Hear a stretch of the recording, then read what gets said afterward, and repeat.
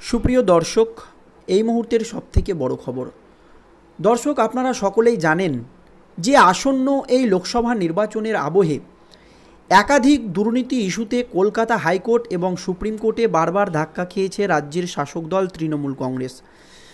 জানিয়ে শাসক দলের জনপ্রিয়তা একেবারে তলানিতে এসে ঠেকেছে। আর এই আবহে বাংলার মুখ্যমন্ত্রী মমতা বন্দ্যোপাধ্যায়ের রাতের ঘুম একেবারে উড়ে গেছে। কারণ আপনারা সকলেই জানেন যে শিক্ষক নিয়োগ দুর্নীতি কাণ্ডে একাধিক রাজ্যের হেভিওয়েট নেতামন্ত্রী গ্রেপ্তার হয়ে গিয়েছে, কিন্তু এই শিক্ষক নিয়োগ দুর্নীতি কাণ্ডের যে মাস্টার মাইন্ড বা মূল মাথা, তাকে কিন্তু এখনও গ্রেপ্তার করতে পারেনি কেন্দ্রীয় তদন্তকারী সংস্থার আধিকারিকরা। এই আবহে কেন তাকে গ্রেপ্তার করতে পারেনি এবং এখানে রাজ্যের যিনি মুখ্য সচিব, এক কথায় বলতে গেলে মুখ্যমন্ত্রী মমতা বন্দ্যোপাধ্যায়ের মুখ্য সচিবের কী ভূমিকা, তিনি কেন তদন্তে কোনো রকমের সহযোগিতা করছেন না, এই রকমই কিন্তু একটি অভিযোগ কলকাতা হাইকোর্টের বিচারপতিরা করেছেন। এক কথায় বলতে গেলে মুখ্যমন্ত্রী মমতা বন্দ্যোপাধ্যায়ের মুখ্য সচিবকে একেবারে ধুয়ে দিয়েছেন এবং কড়া ভৎসনা করেছেন হাইকোর্টের বিচারপতি। কেন ভৎসনা করেছেন সেটা আমরা জানবো এবং কি বলেছেন বিচারপতি সেটাও আমরা জানবো। আর আপনাদেরকে একটি কথা বলে রাখি, এই শিক্ষক নিয়োগ দুর্নীতি কাণ্ডে এই তদন্ত কিন্তু দ্রুত শেষ করতে চাইছেন আইনজীবীরা বা কলকাতা হাইকোর্টের বিচারপতিরা। তা নিয়ে কিন্তু চিন্তায় রয়েছেন বাংলার মুখ্যমন্ত্রী মমতা বন্দ্যোপাধ্যায়। আর আপনারা জানেন যে শিক্ষক নিয়োগ দুর্নীতি কাণ্ডের মাস্টার মাইন্ড এখনও গ্রেপ্তার হয়নি। আর কিভাবে এই বড় মাথাকে গ্রেপ্তার করা যায় তারই কিন্তু কাউন্টডাউন শুরু করেছেন সিবিআইয়ের আধিকারিকরা। আর এই আবহে একেবারে রাজ্যের মুখ্য সচিবকে একেবারে কড়া ধমক দিলেন বিচারপতিরা। কেন, তো চলুন দেখে নেওয়া যাক।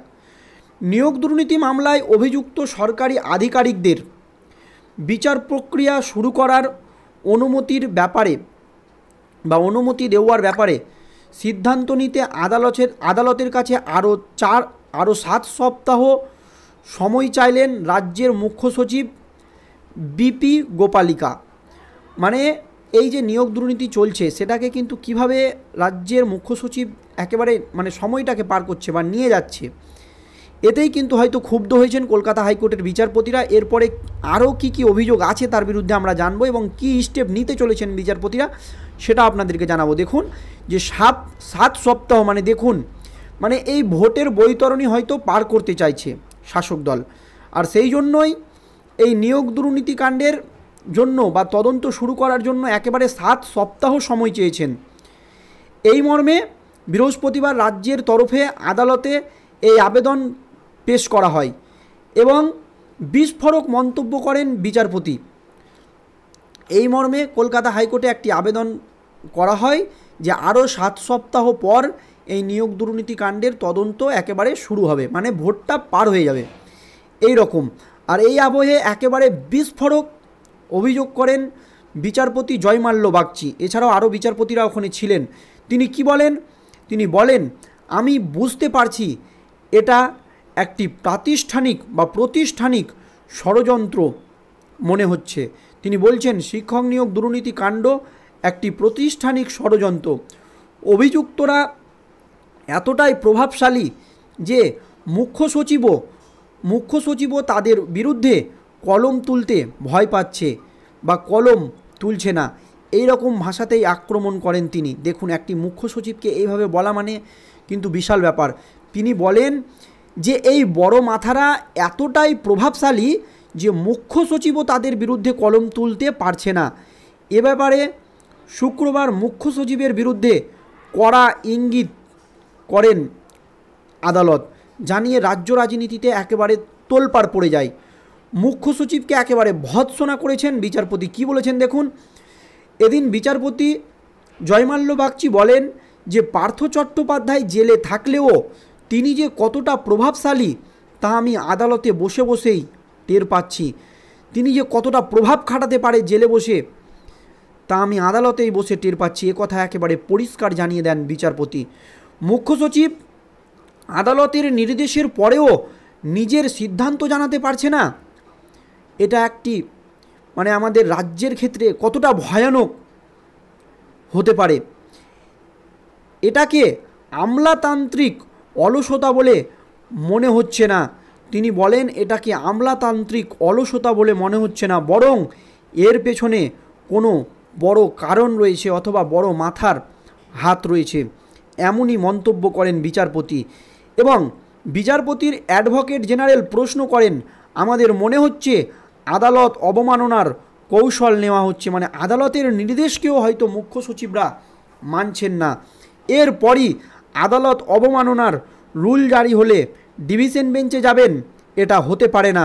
তিনি বলেন, আমাদের নির্দেশের অবমাননা হয়েছে বলে মনে হচ্ছে। এই মামলায় বিচার প্রক্রিয়া দ্রুত শেষ করার প্রয়োজনীয়তাটা আপনারা বুঝুন।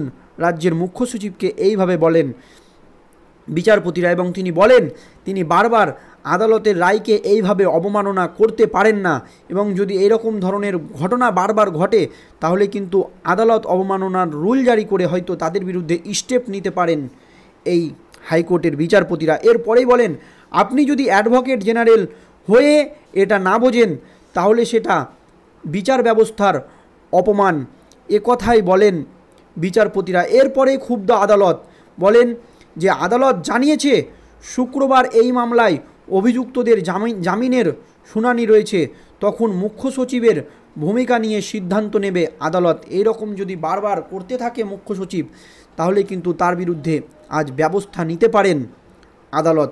বিচারপতি বাগচি মুখ্য সচিবকে বলেন, আপনার বন্ধুরা আপনাকে ক্ষমা করছে, যদি শেষ দিনেও রাজ্য অনুমতি না দেয় তাহলে অবাক হব না। এটা প্রাতিষ্ঠানিক ষড়যন্ত্র। অভিযুক্তরা এতটাই প্রভাবশালী যে মুখ্য সচিবের কলম তাদের বিরুদ্ধে উঠছে না। এই নিয়ে একেবারে বিস্ময় প্রকাশ করেন কলকাতা হাইকোর্টের বিচারপতিরা। আর মুখ্য সচিবকে এইভাবে ভৎসনা করেছেন কলকাতা হাইকোর্টের বিচারপতিরা, তাতে কিন্তু বিরোধীরা ছেড়ে কথা বলেনি শাসক দল তৃণমূল কংগ্রেসকে। এরপরে বিরোধীরা আক্রমণ করেন, কিন্তু এই শিক্ষক নিয়োগ দুর্নীতি কাণ্ডের যে মূল মাস্টার মাইন্ড তাকে কিভাবে গ্রেপ্তার করা যায় তার যে কাউন্টডাউন শুরু হয়ে গিয়েছে, এবং বিচারপতিরাও যে এর বিরুদ্ধে কড়া অ্যাকশন নিচ্ছে তা কিন্তু হয়তো বুঝতে পেরেছেন এই বড় মাথারা। তাই ভোটের আগে কিন্তু তারা প্রবল চিন্তায়, তাই এইভাবেই কিভাবে ভোট বৈতরণী পার করা যায় তারই হয়তো পদক্ষেপ নিচ্ছিলেন এই শাসক। আর সেই জন্যই কলকাতা হাইকোর্টের কাছে 7 সপ্তাহ মানে প্রায় 2 মাস সময় চেয়েছিলেন মুখ্য সচিব, কিন্তু তাদের সেই আবেদনে একেবারে নড়ে চড়ে বসেন কলকাতা হাইকোর্টের বিচারপতিরা এবং সাফ জানিয়ে দেন যে যত দ্রুত সম্ভব এই শিক্ষক নিয়োগ দুর্নীতিকাণ্ডের তদন্ত শেষ করতে হবে। এর জন্য কলকাতা হাইকোর্ট যা করার তা করবে। ধন্যবাদ দর্শক।